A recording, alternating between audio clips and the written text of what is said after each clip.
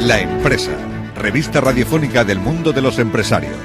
Un vehículo de comunicación para comentar las noticias relacionadas con la empresa. Escúchenos todos los martes a las 12:35 en la COPE. Patrocina Ficols Asesores, calle Pozo Dulce 16 de Ciudad Real. Bueno amigos, pues otro martes más nos encontramos en este espacio dedicado a la empresa y a todo lo que se mueve alrededor de la misma. Hoy vamos a hablar de un tema ya muy conocido por todos porque, claro, a estas alturas de la película ya cualquiera ha oído hablar de las participaciones preferentes, esos productos financieros que parece ser se vendieron a pequeños ahorradores de una manera cuanto menos extraña. Tenemos con nosotros para hablarnos sobre este tema al abogado David Muñoz Belmonte. Buenas tardes. Buenas tardes. También tenemos a una afectada por las participaciones preferentes, pero antes de entrar a hablar sobre este tema, vamos a ir a desgranar un poco las noticias más destacadas del mundo empresarial con Rosa Alcázar, que es economista y empleada de Ficols Asesores, que recordemos es quien patrocina este espacio de la empresa. Buenas tardes, Rosa. Buenas tardes. Bueno, pues vamos a empezar con los aplazamientos de deuda con la Seguridad Social. Sí, cada vez son más los empresarios que no pueden hacer frente a la cuota mensual de autónomos. La Seguridad Social en este primer semestre del año mantiene 27.552 aplazamientos de cuotas a este colectivo por un valor de 97,6 millones. Sabemos también que un 53% de estos aplazamientos entre pequeños empresarios y emprendedores es por una cantidad de hasta 3.000 euros. El 28% de los casos, el montante aplazado llega hasta los 6.000 euros, mientras el 9,6% corresponde a aplazamientos de hasta 10.000 euros y el 5,7% hasta 20.000 euros. El resto se refiere a deudas que van desde este límite hasta los 60.000. ¿Qué nos puedes contar sobre la novación de un crédito hipotecario que ya no tributará en actos jurídicos documentados? Así es.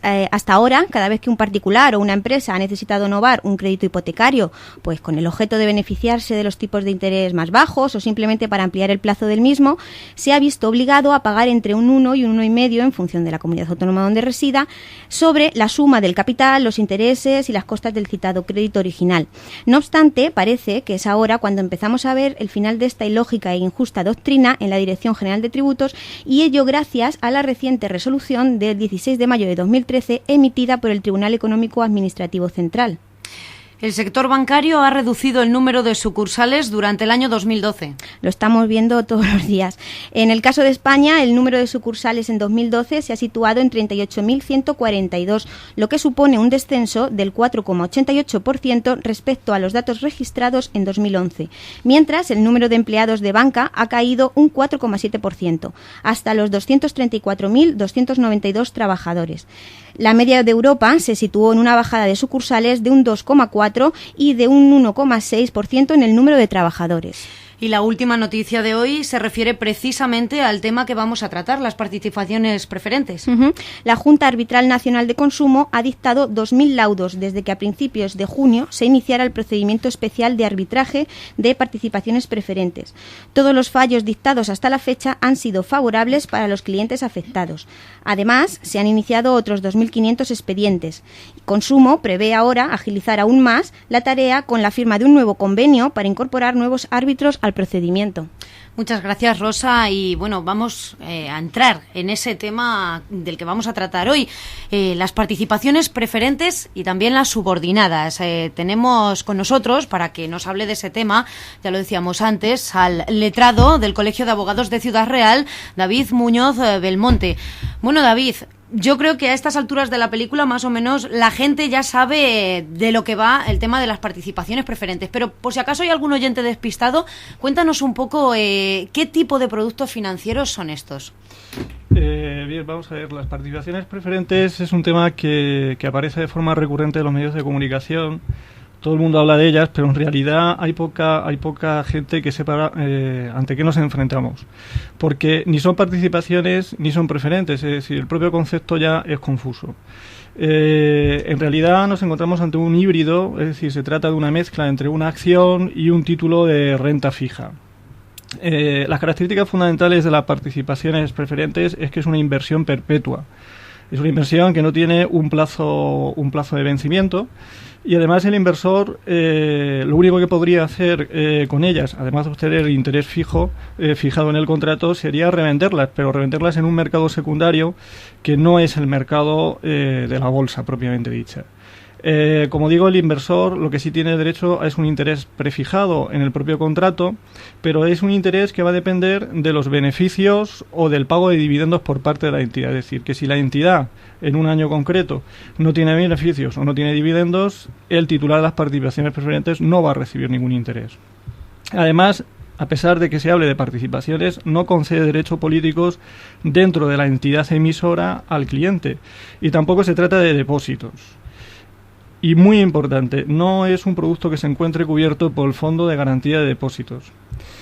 Estas son las características fundamentales de las participaciones preferentes. Las obligaciones subordinadas, pues las obligaciones subordinadas se diferencian fundamentalmente porque no es un instrumento de capital, es decir, no va a formar parte de los recursos propios de la entidad, sino que son valores de deuda. Y normalmente sí que están sometidos a un plazo de vencimiento, pero las demás características se comparten con relación a las participaciones preferentes. Es un complejo producto, es un producto de alto riesgo, y la inversión tanto en las obligaciones subordinadas como en las participaciones preferentes está íntimamente ligada, directamente ligada con la solvencia de la entidad. Tampoco está cubierto por el Fondo de Garantía de Depósito, y en caso de quiebra o de concurso de la entidad, el titular de las participaciones preferentes o de las obligaciones subordinadas cobraría después del resto de titulares de productos emitidos por parte de la entidad. Únicamente estarían por detrás de él los accionistas. Ante esta situación, pues claro, nos podemos preguntar por qué se ha extendido tanto este producto. ¿Qué es lo que ha llevado a un pequeño ahorrador a adquirir este producto? La verdad es que a los clientes, las entidades de crédito les ofrecían unos intereses muy altos con relación a otros depósitos normales. Se les ofrecía un interés de hasta un 7%. Pero lo cierto es que pues el riesgo tan alto solo justifica que esa operación se haya realizado ante ese riesgo tan alto la falta de información. La falta de información y el desconocimiento de características esenciales del producto que ya hemos mencionado. Es decir, la información que daban las entidades financieras fundamentalmente a los minoristas no era la que hemos mencionado, porque si se le hubiera dado, la mayor parte de esos minoristas no lo hubieran contratado. Se aprovechaban un poco, David, perdona que te corte, quizá de esa confianza que tenían con sus clientes de toda la vida, ¿no? Totalmente, es decir, se trata de una situación que ha afectado a 700.000 personas, ha bloqueado 25.000 millones de euros y ha afectado a 52 entidades afectadas. Y esto únicamente ha sido posible de esa manera. Es decir, que pues el director de confianza de toda la vida ofrece ese producto al cliente. Algunas ocasiones ni siquiera el propio director conocía cómo funcionaba ese producto, y por lo tanto pues la confianza del cliente hacia el director del banco en cuestión pues es lo que ha hecho que ese producto se haya extendido. El origen de estos productos, pues lo cierto es que pues es relativamente reciente porque se encuentra conectado con la burbuja inmobiliaria que estalló en el año 2007. Las entidades de crédito se encontraban con dos graves problemas: uno era la liquidez y otro la solvencia, la falta de liquidez y la solvencia, y el Banco de España, lejos de obligarles a sanearles, lo que sí les obligó es a aumentar su capital. Entonces, los inversores que normalmente acuden a los bancos, pues no acudieron a ese momento debido a la valoración que por aquel entonces tenían las entidades, y por eso tuvieron que buscar otros mecanismos de captación de capital, que fue la creación o la transposición respecto de otros lugares en donde existían estos productos, traerlos aquí a España y empezar a ofrecerlos a los clientes. Ampliar un poco el abanico de esos posibles accionistas, ¿no? Exactamente. Entonces, pues antes de comercializar estos productos, sí es verdad que se acudió a la Comisión Nacional de Mercado de Valores para conseguir la correspondiente autorización, y la Comisión Nacional de Mercados de Valores ya lo que hizo fue poner en duda, debido a ese alto riesgo que tenía estos productos, poner en duda pues la comercialización frente a minoristas. Entonces, pues se llegó a una especie de acuerdo de tal manera que la Comisión Nacional del Mercado de Valores autorizó la comercialización a cambio de que en el folleto creado por la Comisión Nacional del Mercado de Valores sí que se hicieran constar cuáles son los aspectos negativos de estos productos. Pero claro, los minoristas no acuden a la información que publica la Comisión Nacional del Mercado de Valores. Por lo tanto, eso no hizo que esa comercialización no se extendiera. Y eso es lo que ha fallado, ¿verdad? Quizá la información que se le daba a los pequeños ahorradores. Y los controles por parte de las instituciones. Ahora que ya ha saltado todo este tema y que hay, 700.000 personas en toda España afectadas por estas preferentes, si uno es afectado por este tipo de acciones, ¿qué pasos debe dar para intentar recuperar ese dinero que parece que ahora se ha quedado en el aire? Vamos a ver, existen mecanismos para intentar recuperar esas cantidades que se han invertido, y en principio toda persona lo que debe hacer es iniciar la reclamación frente a la entidad que le ha vendido ese producto.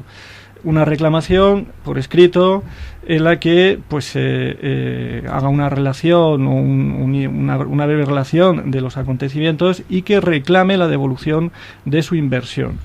Esa reclamación se debe presentar en la misma entidad, o se puede presentar en la misma entidad en la que se le vendió ese producto, o en la entidad que haya absorbido a la anterior. Ahora se han producido procedimientos de absorción de unas entidades por otras y por lo tanto habría que acudir a esa misma entidad aunque haya sido absorbida. Lo aconsejable es quedarse con un duplicado y siempre con la fecha de la presentación. La entidad va a tener un plazo de 2 meses para resolver esa reclamación. Pasados esos 2 meses, y dependiendo del análisis, al menos en nuestro despacho así lo hacemos, dependiendo del análisis del asunto, se puede acudir además a la obtención de un informe, de un dictamen de la Comisión Nacional del Mercado de Valores. Es decir, lo normal es que el banco rechace esa reclamación, y esa misma reclamación se puede interponer frente a la Comisión Nacional del Mercado de Valores, que va a elaborar un dictamen o un informe. Ese dictamen y ese informe no es vinculante, pero si se tiene la fortuna de obtener un informe que diga que la diligencia del banco no ha sido la debida o que no se han cumplido la normativa vigente, nos puede servir para una reclamación judicial. La reclamación judicial, ¿cuándo hay que interponerla? Lógicamente cuando todos estos pasos no den su resultado, y la reclamación judicial sí es importante tener en cuenta que tiene un plazo de caducidad de 4 años. Nuestro consejo es que siempre que haya personas que se hayan sentido perjudicadas por las participaciones preferentes o por las obligaciones subordinadas, acudan a la reclamación. Es decir, siempre que uno sienta que no ha recibido la información básica que al principio hemos mencionado, lo lógico es que reclame, porque ahí es donde se encuentra la fuerza o el fundamento de la reclamación. Uno de los requisitos fundamentales para la validez en definitiva de todo contrato, incluido de las participaciones preferentes o obligaciones subordinadas, es que las personas que contratan presten su consentimiento de forma libre y con toda la información posible, es decir, sin que exista ni error, ni violencia, ni intimidación, ni dolo. Y en estos casos sí es verdad que en la mayoría de las ocasiones nos encontramos con que los minoristas no han recibido la información que la normativa exige, y por lo tanto concurre causa de nulidad del contrato. Existen otros supuestos además en donde no solo existe esa ausencia de información, sino que puede existir incluso dolo civil o incumplimiento de la normativa básica aplicable en estos casos, que es la normativa BIFID, que encuentra su origen en una directiva europea del 2004 y que ha sido traspuesta al ordenamiento español a través de la Ley 47 de 2007 del 19 de diciembre, por la que se modifica la Ley del Mercado de Valores. David, precisamente esa falta de información creo que fue uno de los motivos por los que Rosario, que es una de estas afectadas por las participaciones preferentes, en su caso por las subordinadas, para que le vendieran este tipo de producto financiero. Rosario, cuéntanos un poco ¿cómo fue el proceso de venderte esas participaciones? Bueno, pues a mí desde luego información cero. Yo caí en la confianza que tenía en la gente que me lo estaba vendiendo. Yo tengo que decir que yo cogí ese producto sin ni siquiera saber qué era. Yo firmé sin ni siquiera leer los papeles, porque había tal confianza entre las personas que nos conocíamos, entre nosotros. Vamos, que yo iba al banco sin DNI y vamos, sin tener que llevar ni siquiera mi libreta, porque la que estaba detrás de la caja sabía mi cuenta mejor que yo, que no me la sabía. Entonces, a mí, yo me considero totalmente engañada, porque ahora mismo yo nunca he sabido que he comprado un producto de riesgo. A mí, cuando he pedido ahora la documentación, porque yo he puesto, estoy en vías de presentar una querella, yo cuando he pedido la documentación me he enterado de que había, por mi parte, firmado un test que yo no he rellenado.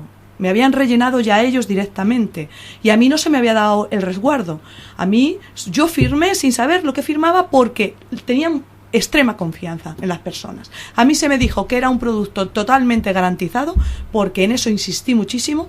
Yo quería tener mis ahorros, me daban un interés, yo tenía mis ahorros seguros en el banco, pero a la vez pudiéndolos sacar en cualquier momento. En todo momento le aseguraron eso, que los podría sacar en cualquier momento. A mí me dijeron desde el primer día, yo dije, mira, a mí no me des una cosa que no esté el capital garantizado.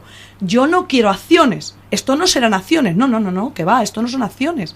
Esto es una cosa que tu capital está garantizado. Y yo en todo momento pensé que mi capital estaba garantizado. Además me dijeron que en cualquier momento yo lo podría sacar. Si yo pedía hoy mi capital, 2 días después ya tenía en mi libreta el dinero. Por lo tanto me considero súper estafada, porque cuando ahora me lo han cambiado por acciones, cuando yo jamás he querido comprar una acción, pues entonces... Sin consultarle, automáticamente. Automáticamente. A mí no me han dicho nada en absoluto, más que de hoy para mañana mi capital, que supuestamente, y escrito en el contrato, cumplía en el 2020, porque yo lo compré en el 2010, o lo puse o lo hice, que no sé lo que hice, porque yo, te lo vuelvo a repetir, me pusieron los documentos en la mesa, Rosario, firma aquí, plas, yo firmé, porque era gente para mí de mi confianza, súper eficiente, que a mí siempre me han tratado muy bien y que yo he confiado plenamente en ellos. Yo firmé, y cuando me enteré y saltaron a los medios de comunicación lo que pasaba, pues la verdad es que los primeros tiempos incluso me dijeron que las obligaciones no eran preferentes y que yo tranquila porque cumplía en el 2020. Cosa que no es así, porque automáticamente me lo han convertido en acciones. Acciones que cuando me las cambiaron estaba a 1,35 y ahora no lo sé cómo estarán, pero si llegan a 30 céntimos, o sea, perder el dinero totalmente. En su caso, Rosario no ha querido acudir a arbitraje, ¿verdad? Directamente va a acudir vía judicial. Yo vía judicial, porque arbitraje me han dicho que esto lo van a hacer de una manera que cuando a ti te den una resolución, no es la definitiva. O sea, me han dicho que cuando a ti te den la resolución en el arbitraje, no es lo que va a ser definitivo. Entonces, pues me voy por lo judicial. Creo que es más seguro. Y confío en la justicia, porque yo sigo diciendo, yo jamás he comprado acciones. Y no quiero acciones. Quiero mi dinero con un interés que me daban, que yo no exigía ningún tipo. Yo dije que quería menos interés, pero más seguro. Y le porreé mucho que lo quería capital garantizado. Una y otra vez.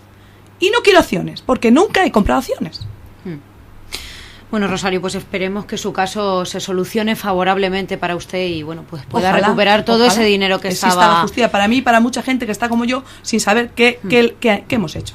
Efectivamente. Pues tenemos apenas un minuto para poder ver qué preguntas han enviado nuestros oyentes a Facebook para poder, resolverles sus dudas sobre este tema de las participaciones preferentes, Rosa. Vamos a dar una interesante que nos preguntan que cuáles son las consecuencias de que un contrato sea declarado nulo por parte del juez. Bien, las consecuencias de la declaración de nulidad del contrato de participaciones preferentes o de obligaciones subordinadas será la restitución de las prestaciones. Esto ya viene recogido en el Código Civil, en el artículo 1303. Es decir, el cliente tendrá que restituir aquellos intereses, aquellas liquidaciones positivas que haya recibido y el banco le tendrá que entregar la inversión realizada y los intereses legales. esa es la consecuencia básica que va a tener esa resolución del contrato. Muy bien, pues solamente digo la dirección donde nos pueden hacer más preguntas, www.facebook.com/ficolsasesores. Pues muchas gracias, Rosa, gracias, Rosario, y gracias, David. Hasta aquí el programa de Información Empresarial.